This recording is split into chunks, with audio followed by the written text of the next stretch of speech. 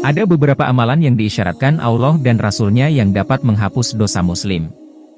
1. Berjabat tangan. Salah satu hadits Rasulullah menganjurkan untuk saling berjabat tangan. Rasulullah bersabda, tidaklah dua orang muslim bertemu lalu bersalaman melainkan dosa keduanya diampuni sebelum keduanya berpisah. Hadis riwayat Abu Daud. 2. Menjauhi dosa-dosa besar. Baik menjauhi dosa kecil atau dosa besar termasuk dalam amalan yang dapat menghapus dosa. Allah berfirman dalam surat An-Nisa, ayat 31. Jika kamu menjauhi dosa-dosa besar di antara dosa-dosa yang dilarang mengerjakannya, niscaya kami hapus kesalahan-kesalahanmu dan akan kami masukkan kamu ke tempat yang mulia, surga. 3. Sabar saat ditimpa musibah. Bersikap sabar banyak memiliki manfaat, salah satunya bisa menghapus dosa seseorang. Terlebih, bersabar saat terkena cobaan yang tak henti dari Allah.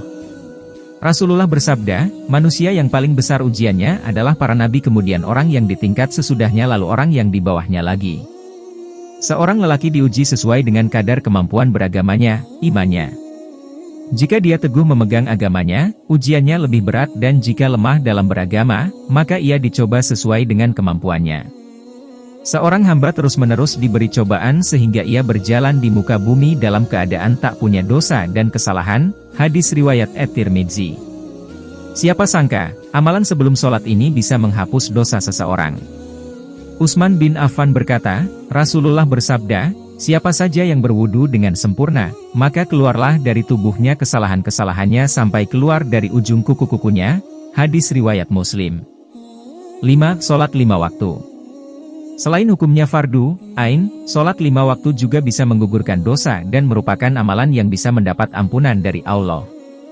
Dari Abu Hurairah, Rasulullah bersabda, bagaimana pendapatmu jika sebuah sungai mengalir di depan pintu rumahmu kemudian kamu mandi di sungai tersebut setiap hari 5 kali?